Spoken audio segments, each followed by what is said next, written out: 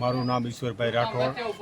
એ આ લગભગ 20 થી 25 વર્ષથી એવી સમસ્યા છે કે અહીંયા પુલ નીચે મુરઘાના બધા પીછડા નાખી જાય છે. તો અમે ઘણીવાર રજૂઆત કરી છતાં કોઈ ધ્યાનમાં દેતા નથી. અમારા આંગણામાં અમારે નીકળવું સવારમાં નીકળીએ ને તો પીછડા અને બધું પગમાં આવે છે.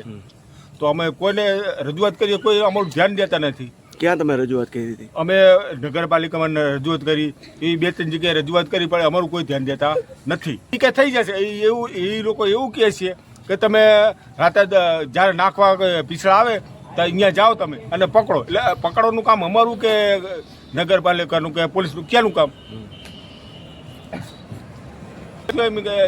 કરીએ. આનાથી શું તમને સમસ્યા શું થાય? સમસ્યા જો અમારે રોગચાળો એવો ફાટી નીકળે છે. અત્યારે મચ્છરની તકલીફ એવી છે કે સવારમાં અમે અત્યારે 7 વાગશે ને અમે ઘરમાં બંધ કરીને સૂઈ જઈએ, બહાર બેસી શકતા નથી, એટલા મચ્છર છે.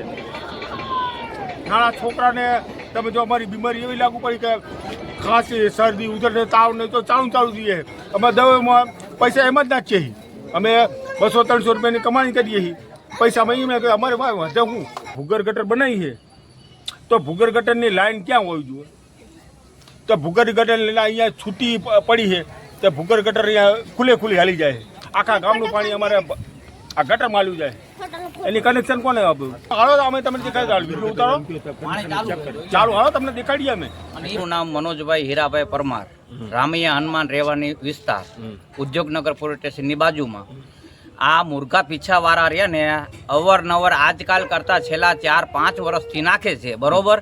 પણ અમે અવારનવાર રજૂઆત કરીએ છીએ, કલેક્ટરને કહીએ છીએ, મામલતદારને કહીએ છીએ, પીએસને કહીએ છીએ, બરોબર. તોય કોઈ રજૂઆત સાંભળતા નથી. અને અમે ત્યાં સાથે જોવા જઈએ છીએ ને તો અમને એમ કહે છે કે તમે પકડીને લાવો. એટલે અમે શું કે નોકરી કરીએ છીએ? અમે મજૂર માણસ છીએ, બરોબર, 2 વર્ગના માણસ છીએ. અને એ ગંદકીના હિસાબે અમારા બાળકો અમે પોતે અમે વાસ લઈ લઈને કંટાળી ગયા છીએ, પણ તોય છતાં અમારું કોઈ સાંભળવા રાજી નથી. અને બીજા નંબરમાં કે અમે સાથે જોઈએ તો એ લોકો એમ કહે છે કેટલા વાગ્યા, એટલે અમે કોઈ એમનું શું કંઈ સ્ટેટમેન્ટ કાઢીને અમે દઈએ કે આ ટાઈમે જ આવે છે. એ જવાબદારી કોની હોય? બધી રજૂઆત નગરપાલિકામાં છે.